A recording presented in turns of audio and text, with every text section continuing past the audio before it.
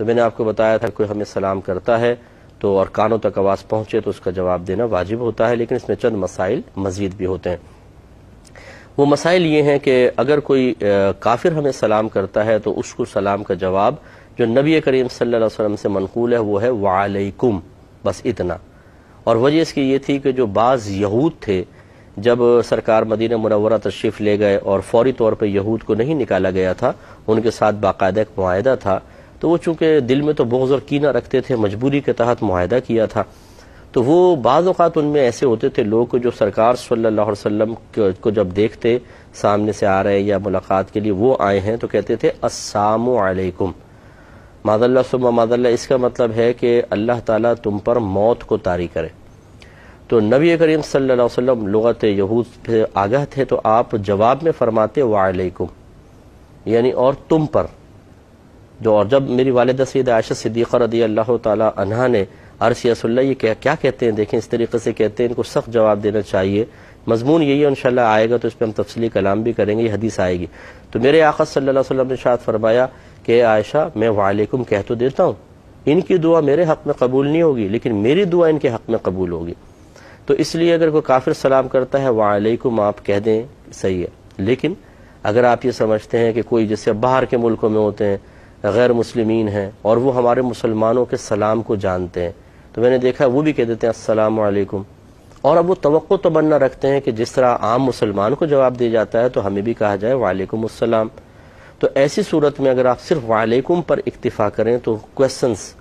Raise ہوں گے، اور وہ آپ سے پوچھے گا مجھے ادھورا جواب کیوں دیا ہے، اب آپ اس کو سمجھائیں۔ اب آپ کہیں گے چونکہ تم غیر مسلم ہو اس لیے وعلیکم میں کہہ رہا ہوں، تو اس سے ایک عجیب صحیح ماحول بنتا ہے۔ تو لہٰذا ویسے تو ہائے ہیلو پہ ہی چلتے ہیں، تو ہائے ہیلو ہی آپ کریں، اور اگر وہ سلام کر دیتے ہیں اور آپ جواب میں وعلیکم السلام کہہ دیں، کسی نقصان سے بچنے کے لیے، اسلام کی اچھی تصویر پیش کرنے کے لیے، اس کو بدگمانی سے بچانے کے لیے گنجائش نکلے گی۔ لیکن اب اس میں آپ کو قصد و ارادہ یہ کرنا چاہیے، کیونکہ السلام علیکم کا مطلب ہے کہ اللہ تعالیٰ آپ پر سلامتی نازل فرمائے، اور وعلیکم السلام کا مطلب یہ ہے کہ اللہ تعالیٰ آپ پر بھی سلامتی نازل فرمائے۔ تو کیا ایک کافر کے لیے سلامتی کے نزول کی دعا کرنا صحیح ہے؟ اس کا جواب یہ ہے کہ آپ دل میں یوں نیت کریں جواب دیتے ہوئے کہ اللہ تعالیٰ تمہیں ایمان کے ساتھ سلامتی عطا فرمائے، یوں وعلیکم السلام سے دل میں ارادہ کریں اللہ تعالیٰ تجھے ایمان دینے کے ساتھ سلامتی عطا فرمائے، پھر آپ کا یہ بامر مجبوری وعلیکم السلام کہنا شرعی قباحتوں سے پاک و صاف ہوگا۔ اسی طرح ہر وہ مقام کہ جہاں کسی کو سلام کا جواب نہیں دینا چاہیے، جیسے مثال کے طور پر کوئی ظالم آدمی ہے، حرام کام کرنے والا ہے، لیکن آپ یہ سمجھتے ہیں کہ جواب نہ دیا جائے تو طیش میں آئے گا، غصے میں آئے گا، منتقم مزاج ہے، انتقام لے گا، مجھے دنیاوی نقصان پہنچائے گا، بامر مجبوری اس کا جواب دیا جا سکتا ہے۔ اور اگر مجبوری نہ ہو تو پھر اس قسم کے لوگوں کے سلام کا جواب نہیں دینا چاہیے۔ جیسے میں نے آپ کو حدیث سنائی تھی کہ اخلاقیات یہ ہیں، نبی کریم صلی اللہ علیہ وسلم نے ارشاد فرمایا کہ قدریہ میری امت کے مجوس ہیں۔ قدریہ جو ہے، قدریہ وہ ایک فرقہ تھا جو پیدا ہونے والا تھا، سرکار نے کہتے ہیں علماء کے پہلے یہ ایک بشارت دی ہے، یعنی یہ غیبی خبر دی ہے آپ یوں کہیں کہ تقدیر کا منکر ایک فرقہ پیدا ہوگا۔ سرکار نے فرمایا کہ قدریہ میری امت کے مجوس ہیں، یہ اگر سلام تم ان سے سلام میں پہل نہ کرو، سلام کریں تو ان کو جواب نہ دو، مریض ہو جائیں تو عیادت نہ کرو، مر جائیں تو جنازے میں شرکت نہ کرو۔ تو یہ اس شخص کے بارے میں ہے کہ جو قرآن و حدیث کے واضح بیان کردہ عقائد کے خلاف چل رہا ہو، اس کا حکم شرع یہ ہے کہ سلام کا جواب نہ دیں۔ لیکن اب ایک بامر مجبوری والی جو صورت آ جاتی ہے کہ کسی کے شر سے بچنے کے لیے، تو بامر مجبوری، ورنہ نہیں کرنا چاہیے۔ ظالم کو سلام، حرام کام کرنے والے کو، اعلانیہ گناہ کبیرہ کرنے والے کو اجتناب کریں۔ خود میرے آقا صلی اللہ علیہ وسلم سے بعض معاملات میں سلام کے جواب میں تاخیر ثابت ہے، یعنی جب آپ کسی بات پر اظہار ناراضگی فرمانا چاہیں تو اگر کوئی سلام کرتا تھا سرکار چہرہ پھیر لیتے تھے، جواب نہیں دیتے تھے، جس سے اس کو احساس ہوتا تھا کہ سرکار ناراض ہیں۔ تو یوں ہو سکتا ہے کہ ہم کسی صحیح مصلحت کی بنا پر سلام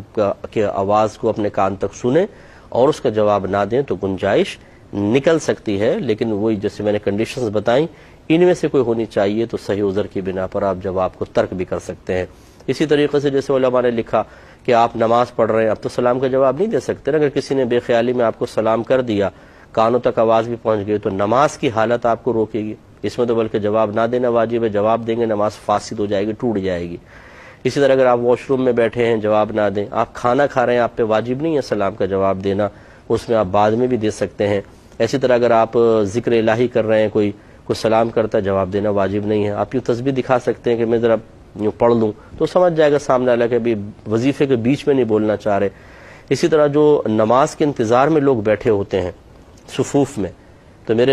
ہمارے نبی کریم صلی اللہ علیہ وسلم نے ارشاد فرمایا کہ جو نماز کے انتظار میں بیٹھا ہو گویا کہ وہ نماز میں ہے۔ ان علماء نے فرمایا اس کو ویسے ہی ثواب ملنا شروع ہو جاتا ہے جیسے نماز پڑھنے کا ثواب، لیکن اس کے ظاہر کو بھی لیا ہے کہ جیسے سرکار نے فرمایا وہ گویا کہ وہ نماز میں ہے، تو نمازی کو سلام کرنا منع، تو جو نماز کے انتظار میں ہے اسے بھی سلام کرنا منع ہوگا۔ لیکن ہم نے دیکھا ہے کہ بڑے بوڑھے بہت سارے ایسے نمازی ہوتے ہیں، مسجد میں آئیں گے، بلند آواز سے سب کو سلام کریں گے، زور سے بولیں گے السلام علیکم، حالانکہ یہ خلاف سنت ہے اس مقام پہ سلام کرنا۔ جو نماز کے انتظار میں بیٹھے ان کو سلام نہیں کرنا چاہیے۔ اچھا اگر کر لیں تو بیٹھے ہوئے لوگوں کو جواب دینا واجب نہیں ہے، لیکن اس پہ اگر معاملہ یہ ہو کہ وہ بزرگ ناراض ہو جائیں کہ بھئی میں نے آ کے سلام کیا تم لوگ جواب بھی نہیں دے رہے ہو، تو یہ اور دیکھیں ایک کارنامے پر کارنامہ کہ پہلے غلط اور پھر جو صحیح کر رہے ہیں ان کے وہ غلط کہنا۔ اسی طرح خطبے کے دوران چاہے نکاح کا خطبہ ہو یا جمعے کا خطبہ ہو، سلام کرنا بھی منع ہوتا ہے اور سلام کا جواب دینا بھی سختی کے ساتھ منع ہے، اس میں تو گناہ کی صورت بھی بنتی ہے۔ تو اس لیے یہ سب چیزیں ہمیں سیکھنی چاہیے، کہاں سلام کا جواب دینا واجب ہوتا ہے اور کہاں پہ جواب نہ دینا واجب ہوتا ہے، کہاں پہ مستحب ہے، کہاں پہ غیر مستحب ہے۔ تفصیل میں نے کافی حد تک آپ کو بتائی۔